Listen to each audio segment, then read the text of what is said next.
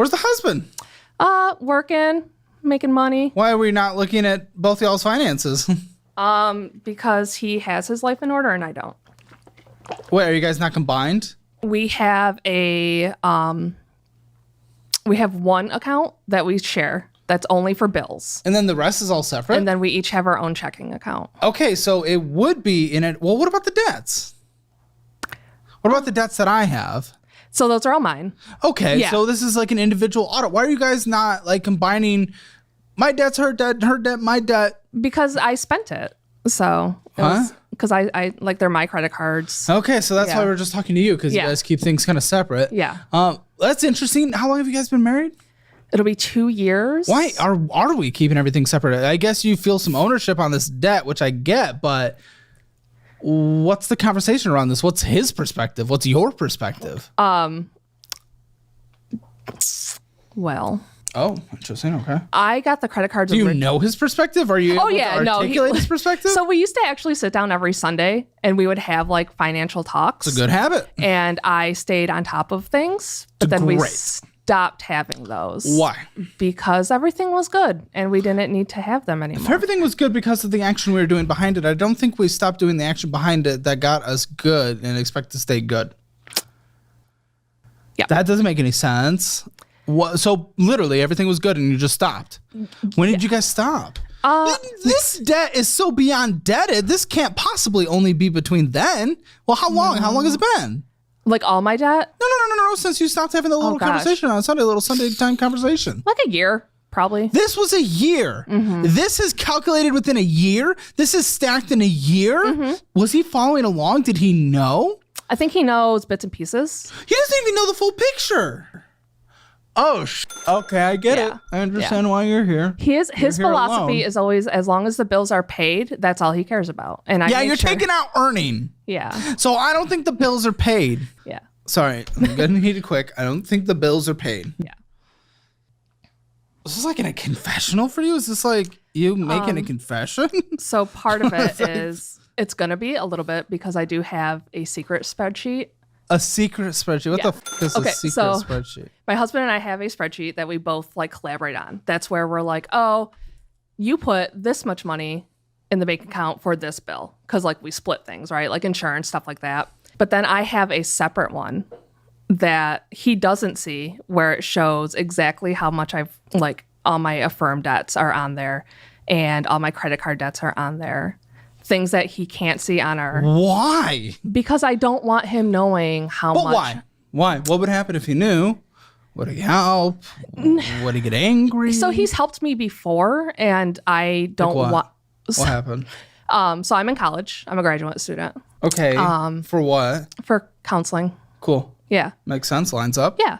I did drop out of a class. So my classes are like 10 weeks long. And I dropped out past the point where like I didn't have to pay. So I still ended up having to pay the $4,000 for my semester, even though I didn't attend the classes. And I couldn't go to my next semester until that $4,000 was paid. And he covered me. He was like, here you go. Okay. So what's the issue? So he did that, okay, yeah, like because he's your husband. Yeah, but is that bailing or is it help putting his wife through college? I'm a little confused. I mean, if my wife was going to college, I would probably pay for her college as the breadwinner, and I don't think that's me bailing her out. Right. I guess I don't know. That's my perspective on it. But he'll say your like it was just you guys aren't together. It's him, you. Yeah. Why is it him, you? It's not. It's you guys. I don't know. I'm still getting used to that, I guess. How? It's been 2 years. Of being married. Oh, yeah. I don't know. Well, how long have you guys been together before that? 4 years. Oh, wait, before that? I'm sorry. We met in 20. You think he'll let us talk to him if we call him in the post show? We should do phone calls in the post show. Yeah. All right. So you'll admit this. I will. In the post show. He knows most of it. He doesn't know about the secret spreadsheet, though. Secret spreadsheet. It's fucking crazy, dude. Imagine the financial infidelity being a secret spreadsheet. Yeah. Well, and that's kind of where my budgeting gets messed up is because I budget all my major goals, but then I forget about my credit cards because they're not on the same sheet. Then no, you don't anymore. Before you leave here, you are downloading the Simpler Budget app. Mm-hmm. That's our budget app made specifically for people like you. You're going to download it. You get premium forever. They get a free trial, but you get premium forever. Mm-hmm. So take advantage of that. sit down with the meet or hang out with the financial advisors in their weekly sessions and take the classes, connect your accounts. You'll never miss. That's crazy. Yeah, I mean, budgeting wouldn't work if it's not all in one place. If we have multiple different things for one budget, that doesn't make any sense. Yeah. So what does he think is happening then when you have all this extra money going to things that doesn't make sense? Like, how is that? So he has eyes on some of it, but there would have to be red flags, payments and whatnot, and just money disappearing. Yeah. So he used to know about the Earnin app that I use. Used to, and then me delete it from my phone, which is probably a good thing to do, but making you delete it isn't actually teaching you. No, because I re-downloaded it. Exactly.